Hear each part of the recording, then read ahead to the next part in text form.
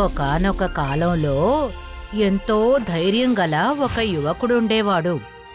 వీర్వర. అతనికి కొత్త సాహసాలు చేయడమన్నా ఇంకా కొత్త చోట్లను ఎక్స్ప్లోర్ చేయడమన్నా చాలా ఇష్టం. ఎవరైనా ఉన్నారా? ఒకరోజు సరదాగా ఒక ట్రిప్కి బయలుదేరాడు. తర్వాత అటు ఇటు తిరుగుతూ తన ఇంటి నుంచి చాలా దూరం వెళ్ళిపోయాడు.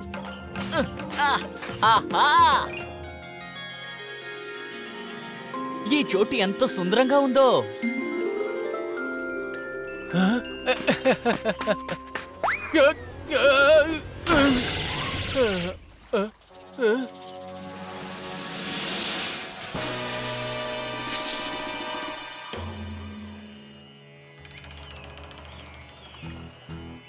క్షమించండి నాగరాజా, నేను తెలియకుండా మీ తోకని తొక్కేశాను.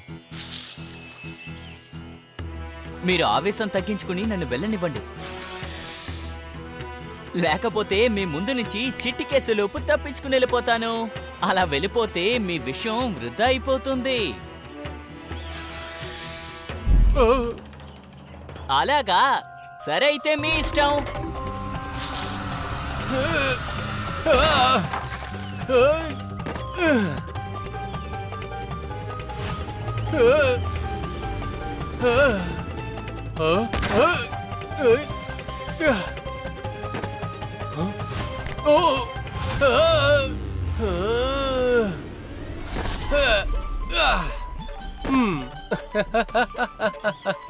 చూశారు కదా, చిట్టికేసేలోపు నేను మీ దగ్గర నుండి తప్పించుకున్నాను. ఆ సర్పం ఎక్కడా? ఇంతసేపు ఇక్కడే కదా ఉంది. నేను ఇక్కడున్నాను. నేను ఈ దీవికి రాజుని, నాగరాజుని. నేను నీ ధైర్యాన్ని చూసి నాకు నిజంగా చాలా ఆశ్చర్యం కలిగింది. నమ్మకం అనే జ్యోతి దొరికినట్టుగా అనిపిస్తుంది. ఏంటి ఆశ్చర్యం? అసలు సంగతి ఏంటంటే, శక్తివంతమైన పెద్ద గ్రద్ద శంగుల రోజు వచ్చి ఈ సరస్సులో ఉండే నా బంధుమిత్రులందరినీ, అంటే సర్పరూపంలో ఉన్న ఎవరైనా ఒకరిని తన కాళ్ళతో గట్టిగా పట్టుకొని ఎత్తుకెళ్ళిపోతుంది. సాహసోపేతమైన యువకుడా, ఆ గ్రద్ద బారి నుంచి మేము తప్పించుకోవడానికి నువ్వు మాకు సహాయం చేస్తావా? నిజంగా మీకున్న సమస్య చాలా పెద్దది. అయితే ఈ పని చేయడంలో నాకు చాలా ఉత్సాహంగా ఉంది.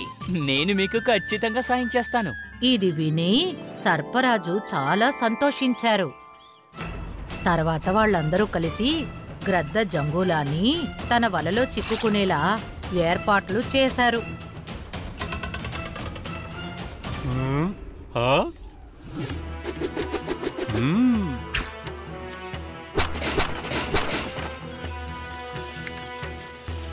మరైతే ఇదేంటి? ఇది అద్భుతాన్ని సృష్టించే ఒక గొప్ప ఆయుధం. వాడు వచ్చేసాడనుకుంటా. వాడదిగో అక్కడ ఉన్నాడు.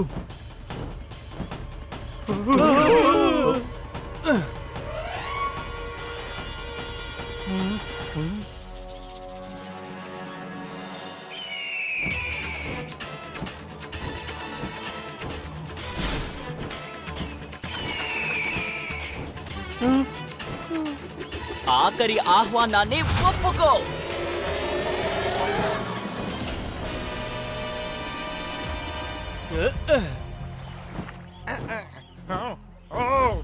ఈ చెంగిలాల్నే కట్టిపడేస్తున్నావా? ఇప్పుడు దీని పరిణామం ఎలా ఉంటుందో చూస్తూ ఉండు.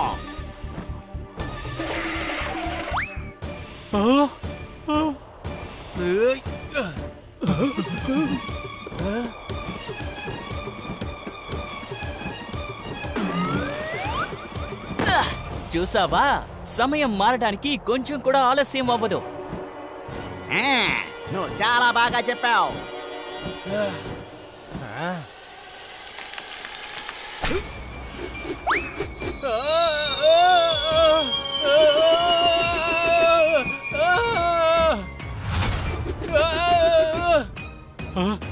నా స్వార్థం కోసం ఆ యువకుడికి ఇంత అపాయం తలపెట్టానే.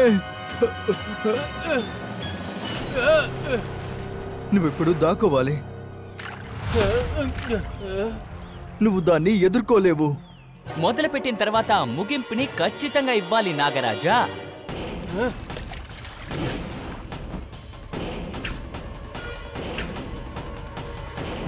అది సరే, ఇదంతా నీ పథకమేనా? వీడు నా నుండి మిమ్మల్ని కాపాడబోతున్నాడా? కాపాడు కాపాడు చూద్దాం. ఎంత ప్రయత్నిస్తావో ప్రయత్నించు. కానీ ఈ రోజు నిన్ను నా బారి నుండి ఎవ్వరూ కాపాడలేరు. ఇప్పుడేం చేద్దాం? చేయడానికి ఇప్పుడు ఆఖరి ప్రయత్నం మిగిలింది.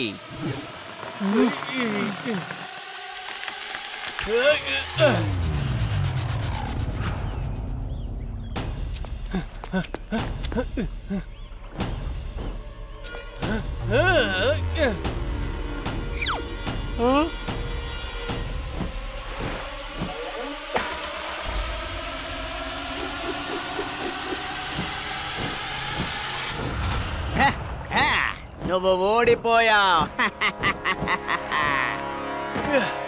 లేదు చంగోలా, ఒక్కసారి వెనుతిరిగి చూడు.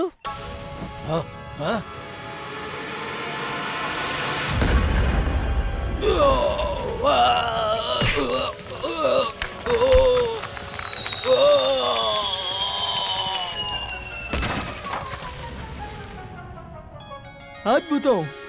నువ్వు చాలా గొప్ప పని చేశావు. నువ్వు మాకందరికీ ఎంత సహాయం చేశావో మాటల్లో చెప్పినా అర్థం కాదు.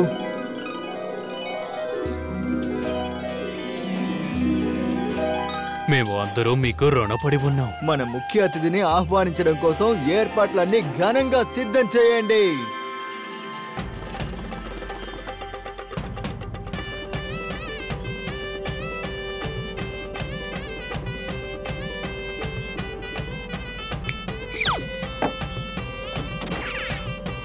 ఇటువంటి రుచికరమైన ఆహార పదార్థాలని మొదటిసారిగా తిన్నాడు.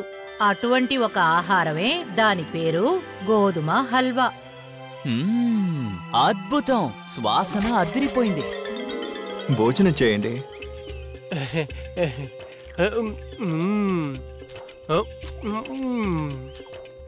ఇది చాలా రుచిగా ఉంది.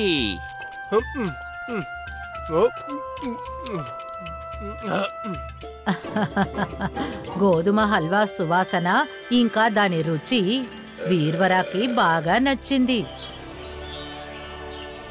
ధన్యవాదాలు నాగరాజా. కానీ వీటిని నా ప్రపంచంలోనే చూశాను, అనుభవించాను కూడా. కానీ నేను పొందనిది ఏంటో మీకు తెలుసా? గోధుమ హల్వా యొక్క అద్భుతమైన రుచినే. మీరు నాకు ఆ గోధుమ విత్తనాన్ని మాత్రం ఇవ్వండి. అది జరగని పని.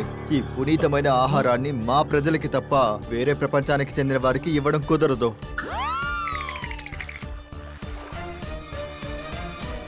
కానీ నువ్వు మాకు చేసిన సాయంతో పోలిస్తే దానికి బదులుగా ఈ గోధుమలు ఒక లెక్కే కాదు. కాబట్టి ఈ శ్రేష్టమైన గోధుమ విత్తనాల్ని నేను నీకు ఇస్తున్నాను. కానీ గుర్తుంచుకో, మా పునీతమైన ధాన్యానికి అవమానం జరగకూడదు.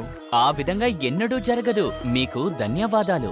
ఈ విధంగా వీర్వర గోధుమ విత్తనాలని కొనుక్కొని తన ఇంటికి వచ్చాడు. ఆ తర్వాత విత్తనాలను నాటి అతను గోధుమల్ని పండించడం మొదలుపెట్టాడు. ఆ తర్వాత గోధుమలతో చేసే ఆహారం మన ఆహారాల్లో ఒక భాగంగా మారాయి.